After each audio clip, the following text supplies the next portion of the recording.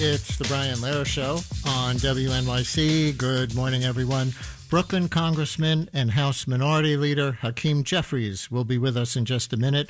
Yesterday, he released a 10-point plan to counter what he called the far-right extremism that's being unleashed on the American people by the Trump administration and the Republican Congress, including what he calls a scheme to cut taxes for their billionaire donors and wealthy corporations while sticking working-class Americans with the bill, unquote.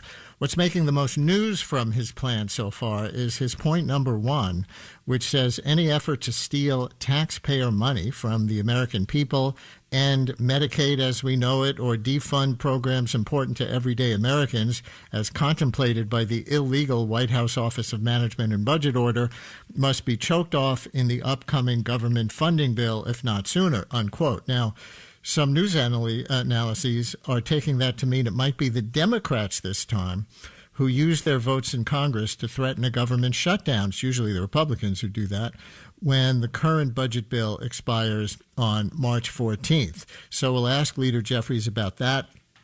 But I also want to just let you know a few other things that you might be interested in from this plan that we'll ask him about, time permitting. Jeffries singled out a few of the things that Elon Musk has been doing in conjunction with Trump without mentioning Musk by name. Jeffries accused the administration of, quote, unlawful access to the payment system that contains highly confidential and personal information related to Social Security and Medicare recipients, taxpayers, households, nonprofits, businesses, and federal contractors, unquote. That apparently refers to Musk and the report in Wired that he and a group of 19 to 24-year-old techies working for Musk have taken control of the payment system. And finally, in an indication of just how many fronts he feels they need to fight on at the same time, Jeffries also wrote about fighting what he called, quote, unlawful executive actions, including but not limited to ending birthright citizenship, the firing of inspectors general, terminations of federal civil service employees, the purge of the FBI, and the suspension of funds appropriated by Congress. Jeffries wrote there are currently more than 20 different lawsuits challenging at least 11 executive orders. With that as background, Brooklyn Congressman and House Minority Leader Hakeem Jeffries joins us now. Leader Jeffries, we always appreciate when you come on with us. Welcome back to WNYC. Good morning, Brian. Great to be with you. Let's start on that point number one from your 10-point plan. Are you, in fact, threatening a kind of Democrat-led government shutdown next month to stop the Republicans from trying to shut down the government in specific ways of their own? No, we continue to try to find bipartisan common ground as it relates to funding the government. We are the party of making sure that government and its needs from a spending perspective are met so we can meet the needs of the American people in terms of their health, their safety, our national security, and the economic well-being of everyday Americans. But we must also understand that Republicans have the House, the Senate, and the presidency. They claim to have a big historic mandate. And so it is their responsibility to make sure that government continues to function. Democrats are willing to find the bipartisan common ground necessary to keep the government open, but the constitutional power of the purse of the United States Congress must be respected. We can reach a funding agreement. That funding agreement could be signed into law by the president, and then they turn around and ignore it the very next day. Because that is what is happening right now. Lawfully appropriated funds authorized by Congress, which should be spent on behalf of the American people, have been frozen. And so I communicated to House Republican leaders that as we discuss the upcoming funding agreement, we have to make sure that Congress's power of the purse is respected and the law is complied with by this administration. Since you don't have the majority in the House, would you contemplate a kind of strange bedfellows alliance with the very conservative Freedom Caucus members in the GOP who generally vote no on spending measures? Well, with respect to the parade of horribles that's being unleashed on the American people, all it takes is 3 Republicans in the House of Representatives to partner with Democrats to stop these bad things from happening legislatively. Only 3, Brian, because right now, this narrow Republican majority is the smallest that any party has had since the Great Depression. There are currently 218 Republicans in the House and 215 Democrats.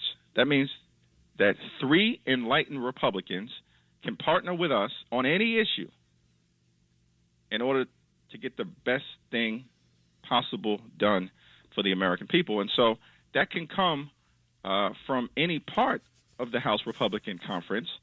We just need people to step up to do the right thing for the American people. I see you had a telephone town hall for people in your Brooklyn district last night. What did you hear from your constituents? Well, people were very concerned about the assault on Social Security, Medicare, Medicaid, the freezing of federal funds, and alarmed about the implications for themselves, their families, their friends, their neighbors, and their community. People were very pleased with the fact that, at least temporarily, it's been frozen, but they understand that there's a continuing threat that is posed by the extreme MAGA Republicans to break the law, notwithstanding funds that have already been allocated. In particular, I think there was sharp concern around efforts to try to end Social Security or Medicare or Medicaid as we know it. I made clear, as I've constantly said, that House Democrats will defend Social Security, defend Medicare, defend Medicaid. All of these programs are important to people all across the land, in inner city America, rural America, suburban America, exurban America, small town America, and Appalachia. You said on Friday that one of the reasons that Aaron Judge is a great hitter is that he does not swing at every pitch. He waits for the right one and then he swings. So you said, we're not going to swing at every pitch. We're going to swing at the ones that matter for the American people. But this 10-point plan, and I only read a few of the items in the intro, makes it seem like you now feel like you do have to swing at more pitches, with Trump doing so many things at once that you find so objectionable and more every day. Or correct me if that's wrong, but have you broadened out from that Aaron Judge analogy since Friday? No, the letter doesn't mention Greenland. The letter doesn't mention Panama. The letter certainly doesn't mention the Gulf of Mexico and some of these items that have captured the attention of some in the media across the country, where reaction is consistently asked for here in the Capitol.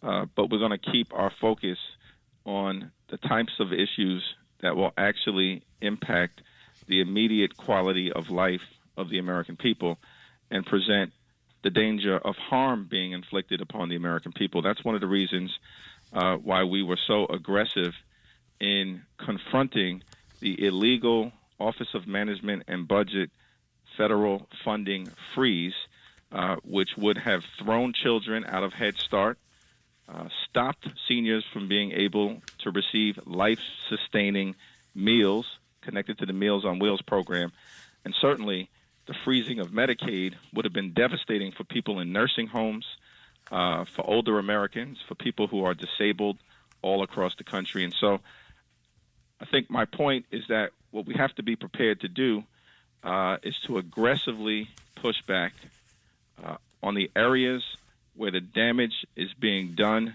in an immediate way to the American people, as opposed to the symbolic outrages that take place that are thrown out there in an attempt to get Democrats and the American people to chase issues such as the renaming of the Gulf of Mexico. Let me ask you about one funding threat that's drawing new reactions and response in the last day, and I don't even know if you've seen these yet, so tell me if you don't know anything about this yet. But an example of a Trump funding threat that is apparently causing a legal confrontation between the Trump administration and the state attorney general in New York involves gender-affirming care for minors at the top private hospitals in New York City. Quoting from the news organization The City, New York's largest hospital, New York Presbyterian, has removed references to gender-affirming care for young people from its website and won't address questions about those services. And this comes after NYU Langone and Mount Sinai apparently did similar things in the last few days. Attorney General Letitia James warned health providers on Monday, the city reports, that they're required by the state's non-discrimination laws to provide gender-affirming care. I'm curious if you have an opinion about what they call the standoff between the federal and New York state governments. I've not been briefed on that standoff as of yet. I do look forward to having a conversation with the Attorney General at the appropriate time. She is the top law enforcement officer in the state of New York, and I assume that she is making clear that New York law needs to be complied with as it relates to any particular aspect of a protected class of citizens. But given my unfamiliarity with the conflict, at least as of this moment, I'll reserve any further comment. We'll come back to that another day. One of the other items on your 10-point plan that I mentioned in the intro is to fight what you called unlawful access to the payment system that contains highly confidential and personal information related to Social Security and Medicare recipients, taxpayers, households, nonprofits, businesses, and federal contractors, unquote. When you say unlawful access, is that a reference to Elon Musk and his group of 19 to 24-year-old aides, as reported by Wired, not having the official positions that would make it lawful? Yes, it's a reference to any effort, including the effort by Elon Musk and his cronies that have apparently been unleashed on the Department of Treasury Bureau of the Fiscal Service Payment System that clearly violates the law. Lawsuits have already been filed, and additional ones are being contemplated in that regard. We will also introduce legislation to make it clear that this is an unlawful act and it must be stopped. And when that legislation is introduced, we're going to challenge 3 of our Republican colleagues. All it takes is 3 to join with us in the House and in the Senate. All it takes is 3 to join with us, stop some of these bad things from happening, and we're going to make sure that all of these issues are fully and publicly aired and discussed in the halls of Congress. Well, the White House yesterday said Musk is serving as what they call a special government employee, and that Musk was authorized by the new Treasury Secretary to take control of the payment system. Now, NBC News says special government employees are asked to abide by conflict of interest requirements and ethics policies that are typically less onerous than they are for federal employees. And as temporary positions, they bypass some of the disclosure obligations required of full-time roles. So apparently the special government employee is a real designation. So does that make more of what he's doing with the payment system or anything else legal now, in your opinion? It may be the case that Congress has to clarify that a special government employee does not qualify as an individual having access to highly confidential and personal information related to Social Security and Medicare recipients, taxpayers, households, nonprofits, businesses, federal contractors. This is information that is highly sensitive and should not be available to anyone other than a small number of career civil servants who are committed to upholding the law. What's your take on Musk's role here overall? Some people are focusing, we have some texts coming in right now asking various versions of the question, is Musk a threat to democracy as an oligarch with massive state power? I think that the question has to be asked, particularly in the Congress, who are House Republicans working for? Because they don't appear to be working for everyday Americans and for the American people. They certainly are not serving the best interests of their constituents, either by supporting the parade of horribles that are being unleashed on the American people or remaining silent. They don't even work for Donald Trump, in that we are a separate and co-equal branch of government that should serve as a check and balance on any executive, whether the president is in your party or not in your party. And so when you ask that question, who are you actually working for? Many of them appear to be working for Elon Musk. But more importantly, what is clear to me is that they're working for their billionaire donors and wealthy corporations. Because at the end of the day, all roads lead to the GOP tax scam.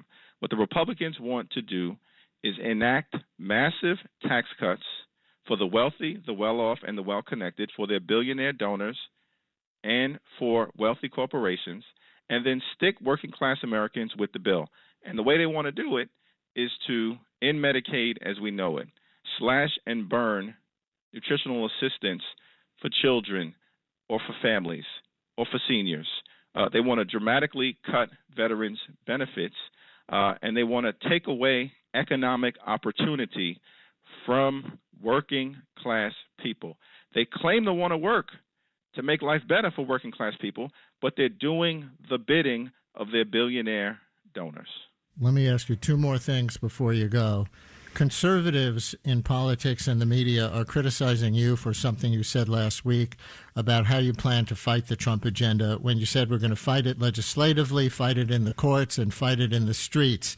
They seized on fight it in the streets as encouraging violence in the streets. This is the biggest story about you on conservative media the last week, as I'm sure you know. What did you mean by fight in the streets? First of all, the notion that this group of extremists is going to lecture anyone in America about language, when this is a group of people that supported the January 6th violent attack on the Capitol, which resulted in 140 police officers being seriously injured, and then supported the pardoning of hundreds of violent felons who brutally beat police officers and then were released back into communities all across America. These are individuals with records of things like domestic violence, rape, and serious weapons offenses. They threaten the safety and the well-being of the American people. This group wants to lecture anyone in America about anything? Give me a break, seriously, in terms of anything that they have to say. They have zero credibility, Brian, zero, on any issue, particularly on this one. Now, the point that I will continue to make is this is an all-hands-on-deck moment. And so we have to make sure that we are pushing back against far-right extremism in the Congress. We are. That we are pushing back against far-right extremism in the courts. We are. More than 20 different lawsuits have been brought related to more than 11 different unlawful executive orders and counting. They have unleashed an avalanche of righteous litigation, and that will continue to be a part of our strategy.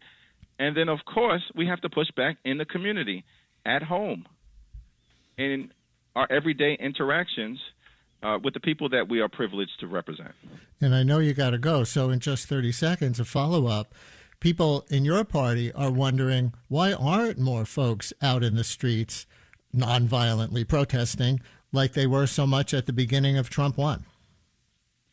Well, I think what has happened over the last few days, the last 2 weeks, is that we have seen many corners of America rise up to push back against the overreach that has taken place and the silence of House Republicans.